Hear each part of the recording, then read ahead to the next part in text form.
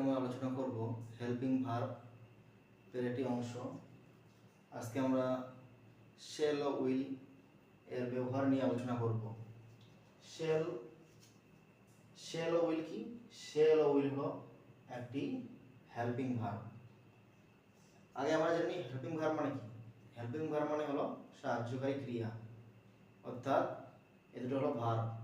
যে দুটো ভার্ব করে সেন্টেন্সে যেটা মেইন ভার্ব বা প্রধান ক্রিয়া তার আগে বসে তাদেরকে বাক্যটি সম্পূর্ণ করতে সাহায্য করে, অর্থাৎ হেল্পিং ভার্ব মেইন ভার্বকে সাহায্য করে, হেল্প করে, যার কারণে এর নাম হলো হেল্পিং ভার্ব।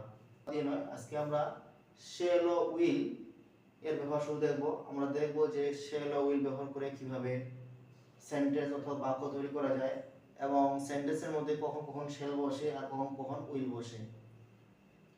যেমন এখানে কি বলেছে, শেল মানে কি? হবে। শেল মানে হচ্ছে হবে, আর উইল মানে কি? উইল মানে হচ্ছে হবে। তাহলে শেল মানে হবে, উইল মানে হবে।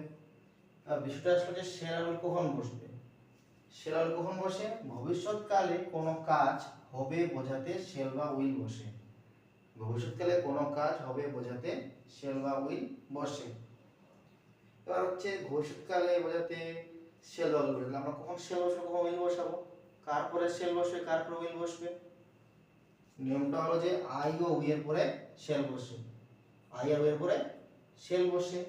আর বাকি সব ক্ষেত্রে আই আর উই ছাড়া বাকি যে সব ক্ষেত্রে আছে, যেমন he, she, they, you, we, we না, উই এর পরে তো শেল বসে। উই এগুলো বা যেগুলো বললাম, উই ছাড়া যেগুলো বললাম সেগুলোর ক্ষেত্রে কি বসে? উইল বসে। এখন আমরা দুটো সেন্টেন্স দেখে নিব যে কি করে একটি বাক্যের মধ্যে শেল আর উইলকে ব্যবহার করা যায়। যেমন দেখো এখানে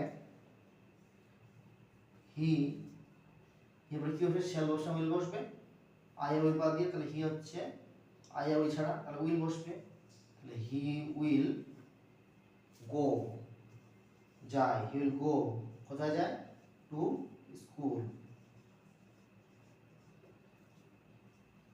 he will go to school মানে কি? সে স্কুলে যাবে। তার মানে কি? ভবিষ্যৎকালে, এখনো যায়নি।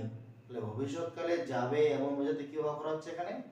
এখানে ব্যবহার করা হচ্ছে উইল। তাহলে শেল কোথায় ব্যবহার হয়? যেমন আমরা এখানে উই বললাম, তাহলে উই শেল বসবে। উই শেল, আমরা এখানে গো লিখলাম, we shell go to market. আমরা এটা বলি মার্কেট, কিন্তু মার্কেট না, এটা হবে মার্কেট। কেমন উচ্চারণ হবে এটা? এই কারণে আসলে আমরা যেটা উচ্চারণ করে থাকি এই উচ্চারণের একটু নিয়মে একটু ভুল আছে। এখানে আর এর পরে যদি কনসোনেন্ট থাকে তাহলে আরটা উচ্চারণ হয় না।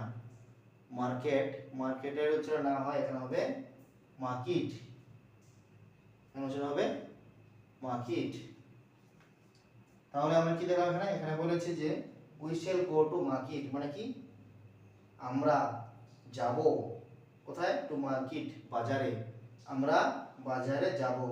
তো এখানে বলেছে সে স্কুলে যাবে, আর এখানে বলেছি আমরা বাজারে যাব, মানে কাজটা হয়নি, কাজটা ভবিষ্যতে হবে। তাহলে কোনো কাজ ভবিষ্যতে হবে এমন বোঝাতে শেল বা উইল ব্যবহার করা হয়। তাহলে আমরা যদি একটা কোনো কাজ করব বা কিছু একটা আমি করব এমন যদি আমি বাক্য তৈরি করতে চাই, তাহলে আমি শেল ও উইলের সাহায্য নিয়ে আমি অনায়াসে সেই বাক্যটা তৈরি করতে পারবো। কখন শেল ও উইল বসাবো? আই আর উই এর পরে আমরা শেল ব্যবহার করব, আর বাকি সব ক্ষেত্রে আই ও উই ছাড়া বাকি সব ক্ষেত্রে আমরা ব্যবহার করব উইল। আর কোন ব্যবহার করবো? সেটা ভবিষ্যৎকালে, কিছু ভবিষ্যতে হবে এমন বোঝাতে আমরা শেল আর উইল ব্যবহার করতে পারবো। ভবিষ্যৎকাল ছাড়া আমরা অন্য কোনো টেন্সের ক্ষেত্রে শেল আর উইল ব্যবহার করতে পারবো না। অন্য ক্ষেত্রে আমরা শেল আর উইল দিয়ে বাক্য তৈরি করতে পারবো না। আশা করি তোমরা এই বিষয়টা বুঝতে পেরেছো।